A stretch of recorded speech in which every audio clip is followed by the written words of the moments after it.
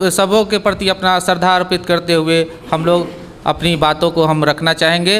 पुनः एक बार जोहार, जय भीम, जय मूल निवासी। साथ ही मंच पर उपस्थित हमारे जितने भी वरिष्ठ साथी हैं, जो पहले से आंदोलन में जुड़े हैं, जो बाद में जुड़े हैं, सभी को, और ख़ासकर हमारे दूर दराज से आए हुए साथीगण, चाहे मूल निवासी संघ के हो, पीपीआई के हो, मूल निवासी कर्मचारी कल्याण महासंघ के हो, मूल निवासी सभ्यता संघ के हो, या बामसेप के हमारे हो, सभी को मेरे तरफ से जय भीम, जय मूल निवासी।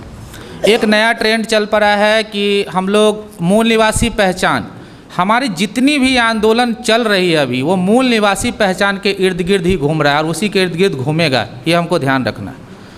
हम लोगों में से बहुत सारे लोग जय भीम बोल के और वहीं पर अपना आधा खा जाते हैं। जय भीम बोलते जय मूल निवासी को खा जाते, पता नहीं वो समझ जाएगा ऑटोमेटिकली कोई। तो हम लोगों को जय भीम के साथ जय भीम, जय मूल निवासी बड़े जोरदार ढंग से बोलना होगा। फ़ोन पे भी बोलना होगा तो जय भीम, जय मूल निवासी। कहीं चौक चौराहे पे कोई मिल गया अपने साथी तो जय भीम, जय मूल निवासी। जब वो दुश्मन वर्ग हमारा एजेंडा, अपना एजेंडा सेट कर रहा है और हम अपना एजेंडा सेट ही नहीं करेंगे, बोलेंगे नहीं, प्रैक्टिस में ही नहीं लाएंगे, तो हम मूल निवासी काहे का? हम हिंदू मुसलमान बने रहेंगे तो मूल निवासी काहे का? जब हम मूल निवासी पहचान को अपनाने की बात करते हैं और हिंदू मुसलमान पहले प्राथमिकता देते हो तो हम काहे का मूल निवासी? तो हमको इस दायरे से निकलना पड़ेगा। इसलिए एक छोटा सा चीज़ हम लिखे हैं, शायद हमारे कुछ लोग जो अभी भी धर्म पाखंड और रीति रिवाज में जुड़े हुए हैं उनको बुरा लग सकता है। उसमें हम लिखे हैं कि हम लोग कहीं भी जाते हैं, कोई भी संगठन में जाते हैं, अपना धार्मिक एजेंडा कुछ ना कुछ रख देते हैं। इस्लाम, हिंदू, बुद्धिस्ट, सिख, हिंदू, मुस्लिम, ये सारा चीज़। तो उसी पर एक छोटा सा चीज़ है कि ना योगी, ना मोदी, ना अल्लाह, ना राम, ना मोदी, ना योगी, ना अल्लाह, ना राम, व्यवस्था परिवर्तन की लड़ाई लड़नी है तो अपनाना होगा मूल निवासी पहचान। तो इस मूल निवासी पहचान के तहत हम लोगों को आगे बढ़ना है और जब तक हम मूल निवासी नहीं बनेंगे, हम यादव, कुर्मी, पासवान, चमार, धोबी, अंसारी, जोल्हा, नोनिया बने रहेंगे, हम मूल निवासी काहे का? आप जाएंगे शादी ब्याह करने, कौन है वो? नोनिया है। हम कौन है? यादव है। तो मूल निवासी को शादी कैसे होगा? आप तो पहचान ही नहीं अपना छोड़ रहे हैं। तो हम लोगों को इस चीज़ पे बहुत तरीके से ध्यान रखना पड़ेगा। दूसरा चीज़ कि हमारी लड़ाई कब तक?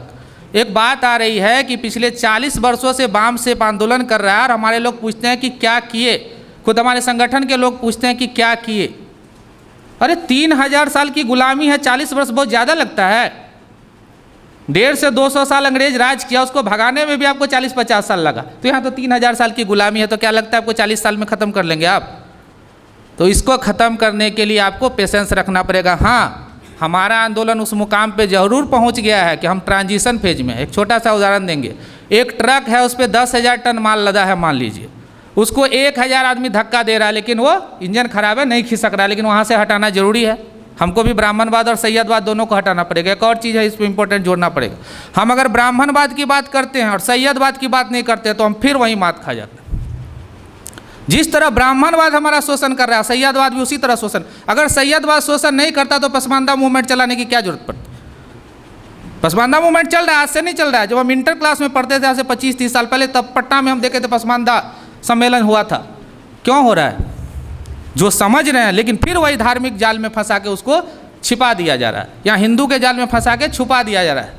तो हमको ये चीज़ समझना। तो वो ट्रक जो है रोड पे खड़ा है, 1000 आदमी धक्का दे रहा है, नहीं चल रहा है, लेकिन मात्र 5 आदमी और आ जाएगा तो वो ट्रक चलने लगेगा, और तब उसमें से 500 हट भी जाएंगे तो चलने। हमारा मूवमेंट उसी दौर में ट्रांजिशन फेज को बोलते हैं। जब व्यवस्था परिवर्तन की लड़ाई लड़ते हैं तो एक ऐसा वक्त आता है जिस समय हम लोगों को लगता है कि हो कुछ नहीं रहा है, हम इतने साल से कर रहे हैं, लेकिन थोड़ा सा और एफर्ट नहीं लगाते हैं तो वो आंदोलन वहीं से फिर बैक की एंट्री में चला जाता है। तो हमको अब उसी दौर में है, मात्र 10 साल। अभी हमारे बड़े साथियों ने भी बोला कि 10 साल, हम लगभग पिछले 1-2 साल से भी अपने जो स्पीच हमारा एमबीएन का होता है, हम बोलते हैं कि 10 साल में व्यवस्था परिवर्तन करके रहेंगे। और ये सोच हमको डेवलप, हम लोग क्या बोलते हैं, हो जाएगा धीरे धीरे। मतलब हम यहाँ से चले ही नहीं और हो जाएगा, हम पहुँच जाएंगे रांची। धीरे धीरे पहुँच सकते हैं क्या? हम कर लेंगे व्यवस्था परिवर्तन, हम पहुँच जाएंगे, हम अपने लोगों को जगा लेंगे। एक और छोटा सा उदाहरण है कि हम पिछले 2-3 साल से रांची आ रहे हैं सम्मेलनों में। तो जब पहली बार रांची आ रहे थे तो हमारे कुछ साथी, हो सकता है उनका अनुभव हो, उन्होंने बताया कि अभी हमारे आंदोलन को सफल होने में 100 साल लगेगा। कितना साल? जब हम ये सोच रखेंगे कि 100 साल लगेगा, तब तो जो जुड़ने वाला वो भी भाग जाएगा जी आपके साथ। हमको ये परिवर्तन की लड़ाई 10 साल में जीतनी ही है। अगर हम इस 10 साल में नहीं जीतेंगे तो कभी नहीं जीतेंगे, ये गांठ बांध लीजिए, ये गांठ बांध लीजिए आप। तो ये 10 साल। दूसरा तीसरा चीज़, जातिवाद पे चर्चा कर लेते हैं, धार्मिक पाखंड पे चर्चा कर लेते हैं थोड़ा बहुत, लेकिन क्षेत्रीयतावाद पे चर्चा नहीं करते हम। कई सालों तक असम में और महाराष्ट्र में बिहारियों के नाम पे, झारखंडियों के नाम पे मारा गया, भगाया गया। तो वही चीज़ तो हम भी कर रहे हैं कि हम झारखंडी है, तुम बंगाली हो। हमें और उसमें अंतर क्या है? हमको कोई अंतर नहीं नज़र आ रहा है। हम जब अपने आप को झारखंडी समझ रहे हैं, दूसरे को बिहारी समझ रहे हैं, मराठी समझ रहे हैं, मराठी वाले हमको समझ रहे हैं, और वहाँ भी मराठा हमारा मूल निवासी भाई भी है। जितने भी मराठा है खासकर वो ओबीसी समुदाय में आते हैं, ये हम लोगों को मालूम है। तो जब हम क्षेत्र से बाहर नहीं निकलेंगे तो मूल निवासी संकल्पना काहे का? हम बोलेंगे तुम बिहारी है और हम झारखंडी, और झारखंड का अगर ब्राह्मण है हमारे साथ, झारखंड का सैयद है, उसके साथ मेरा दोस्ती इसलिए कि वो झारखंडी है, और तुम बिहार का चमार हो या यादव हो कुर्मी और तुम बिहारी हो, तो फिर दोस्ती काहे का और मूल निवासी संकल्पना का है? तो इस सोच से निकलना पड़ेगा। इसमें एक है कि आज से 3 साल पहले, 3-3.5 साल पहले गिरिडीह में एक छात्र आंदोलन चलने वाला था, जिसको कि झारखंड मुक्ति मोर्चा नहीं, बाबूलाल मरांडी जी का सपोर्ट था। नाम लेने में कोई गुरेज नहीं है। और वो लड़का को हम बहुत मदद किए थे, सुमित मुर्मू को, याद है, वो ग्रेजुएशन किया था। वो लोग पूरे झारखंड को बंद करना चाहते, किस मुद्दे पे? तो उन्होंने बोला कि सर हम लोग बाहरी लोग को नौकरी ज़्यादा मिल रहा है और हम लोग को कम मिल रहा है, इसके लिए हम आंदोलन करें कि बाहरी भगाओ। तो बाहरी भगाओ मतलब कौन? बाहरी भगाओ मतलब कौन? जो आपका खतियान है उससे पहले जितने भी दुश्मन वर्ग के लोग हैं अपना खतियान में नाम दर्ज करा चुके हैं। आप बोकारो में जाइएगा, मनोज जी आप वहाँ हैं, सब महथा टाइटल लिखता है वहाँ पे, वो सारा का खतियान में दर्ज है 32 से पहले के खतियान में। तो जब बाहरी और भीतरी भगाव हो गया और जब आप लेने लगो तो उनके बच्चे बड़े बड़े स्कूलों में पढ़े, आपके नाम पे सारे हक फिर वही लेंगे। और आप लड़ाई लड़ रहे हो कि तुम बिहारी हो, तुम बंगाली हो, तुम झारखंडी हो, तुम छत्तीसगढ़िया हो, और फिर मूल निवासी भी बोल रहे हैं। तो ये क्षेत्रवाद का जो बीज है वो जातिवाद के बीज से भी खतरनाक। हमारे बहुत सारे साथी बोलते हम 2-2, 3-3 संगठन को चंदा देते। कौन संगठन को चंदा देते भाई? आदिवासी संगठन को चंदा देते। अरे भैया, तो आदिवासी संगठन को चंदा देते हो और फिर तुम बामसे को भी चंदा देते हो, तो तुम तो संकल्पना ही नहीं समझते, तुम चंदा क्या दे रहे हो? आप अगर मूल निवासी कंसेप्ट समझ गए तो आप आदिवासी संगठन, बैकवर्ड संगठन, यादव संगठन, कुर्मी संगठन, पासवान संगठन को भी चंदा दे रहे हो, तब तो मूल निवासी कंसेप्ट ही नहीं समझे। चंदा दे के क्या करोगे आप? इसको भी समझना हम लोगों को पड़ेगा। एक दूसरा चीज़ है कि बहुत सारा स्ट्रेटजी रात में भी हम लोगों ने तय किया कि हम लोग महीने में ये प्रोग्राम करेंगे, संसद गांव में ले जाएंगे, संसद बहुत अच्छी योजना है, हम लोग उसको करेंगे। हम लोगों का ये कहते हैं कि जब हम काम करेंगे तो पहचान बनेगा। बाबा साहब अम्बेडकर भी कहे कि अगर हम अपने विचारों को प्रचारित नहीं कर पाए तो हमारा विचार भी मर जाएगा। नहीं, व्यक्ति नहीं मरेगा, विचार भी मर जाएगा। तो हमारा जो भी काम होता है वो दिखना चाहिए पब्लिक को।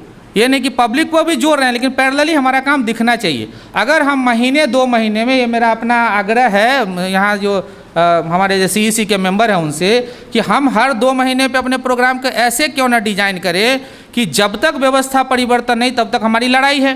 तो तब तक हमारी लड़ाई है। तो जाति जनगणना की बात हम हर महीने या हर 2 महीने या हर 3 महीने पर क्यों नहीं देंगे DC को ज्ञापन, DC के मार्फत राष्ट्रपति को ज्ञापन कि जातिगत गणना जारी करो, न्यायिक चयन आयोग का गठन करो, सभी सरकारी संस्थानों को जिन्होंने आपने प्राइवेटाइजेशन किया उसको सरकारीकरण करो, और जिसकी जितनी संख्या उसकी उतनी भागीदारी लागू करो। ये अगर हर 3 महीने पर हमारा हर जिला से रिप्रेजेंटेशन जाता है तो इसके मार्फत जो प्रचार होगा, आप अगर ज़मीन पे जाके 50 आदमी को जोड़ते हैं, हमको लगता है शायद 500 आदमी आपको जुड़ेगा इसके मार्फत। तो हमारा ये है कि इसको शायद हम लोग कर सकते हैं, ये प्रचार भी जरूरी है।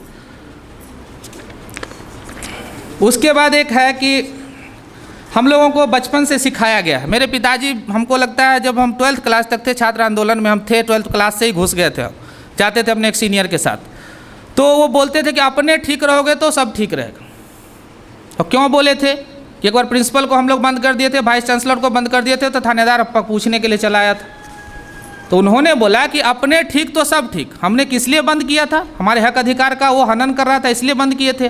तो हम ठीक, हम बोले अपने पिताजी को उस समय में जब ग्रेजुएशन में गए तब बोले कि हमारे मोहल्ला में घटना घटा था कि एक बहुत डिसेंट, उस मोहल्ला में हमको लगता है सबसे डिसेंट फैमिली था, जो अपनी बेटी के साथ जा रहा था, ज़बरदस्ती एक लड़का जो दुष्ट प्रवृत्ति का, या कोई भी हो सकता है वो, कोई भी समाज का हो सकता है, उन्होंने ज़बरदस्ती उसको सिंदूर डाला था। हमने पिताजी को उसके अगले ही पल बोला ये क्या हुआ, वो तो ठीक था, उसके साथ गलत क्यों हुआ। तो ये सारी ब्राह्मणवादी सैयदवादी मानसिकता सिखाए कि हम ठीक रहेंगे तो सब ठीक रहेगा, हम ठीक रहेंगे तो सब ठीक रहेगा। हम रोड पे जा रहे हैं, चोर उचक्का मेरा पर्स छीन के नहीं भागेगा, हमारी माता का पर्स छीन के नहीं भागेगा। इन सब चीज़ से निकलना पड़ेगा। दूसरा चीज़ हम लोग क्या बोलते हैं, जितना मिला उतने में संतुष्ट रहो। ये उसी का बात है, जितना मिला उतने में संतुष्ट रहो, तो फिर ठीक है, जही विधि रखे राम तही विधि रही हो। जो अल्लाह चाहेगा वही होगा। अल्लाह चाह रहा है, तालिबान मार रहा है, मरो। तो फिर क्यों बात करते हो। हमारे पिताजी, मेरे दादाजी का कोई मर्डर कर दिया और सब उसी की माया है, सब उसी तीसरी शक्ति, ऊपर वाला शक्ति का मालिक है, उसी की मर्जी से हो रहा है, तो थाना में रपट क्यों लिखा। ऊपर से तो मारने वाले को माला पहनाना चाहिए, समझ, तुमने तो प्रभु का काम किया। इस सोच से भी हम लोगों को निकलना पड़ेगा। एक और बहुत छोटा सा चीज़ है, जब भी कोई व्यवस्था में गड़बड़ी उसके खिलाफ हम लोग बात करते हैं तो हमारे ही बहुत सारे साथी क्या कीजिएगा, ऐसे ही होता। तो क्या कीजिएगा तो क्यों कर रहे हैं, क्या कीजिएगा जो गलत है उसके खिलाफ हमको संघर्ष खड़ा करना, तभी तो हम कर रहे हैं। जब क्या कीजिएगा ऐसे ही चलता है रहेगा तो फिर ऐसे ही चलता रहेगा। तो इन सारी बातों पर भी ध्यान देना चाहिए आगे के लिए। और ख़ासकर जो हम लोगों का एक बहुत ही इम्पोर्टेंट है कि नीति तो है लेकिन नियत नहीं। नीति रात भी हम लोगों को पता चला, हमारे हर साल हमारे CEC के मेंबर बैठते हैं, हमारे राष्ट्रीय लेवल पर नीति बनती है, राज्य लेवल पर नीति बनता है, हमारे लोग उस नीति को सुनते हैं, पढ़ते हैं। कितना भी बड़ा नीति हो जाए, आपका नियत नहीं है तो नीति कभी सफल नहीं होगा। हमारे लोगों को पहले अपने नियत को ठीक करना पड़ेगा कि क्या हम ईमानदार हैं, क्या हम चल रहे हैं सही से, या जो हमारे साथी चल रहे हैं उसका पाँव खींचते हैं हम क्या, इसको भी हमको सुधार करना पड़ेगा। दूसरा चीज़, बाबा साहब अम्बेडकर जो हम लोगों को संविधान दिए उसमें क्या बोले कि चाहे संविधान कितना भी अच्छा क्यों ना हो, अगर उसको चलाने वाले लोग बूढ़े होंगे तो बुरा साबित होगा। तो नीति कितना भी अच्छा क्यों ना हो, हम जो ये कैडर्स हैं उसको चलाने में मेरा नियत नहीं है, हम अपने परिवार के प्रति ज़्यादा जिम्मेवारी और समाज के प्रति कम जिम्मेवारी, कभी सफल नहीं हो सकते। इसलिए नियत को पहले चेंज करने की जरूरी है। इसीलिए चूँकि समय कम है, जय भीम, जय मूल निवासी, जोहार।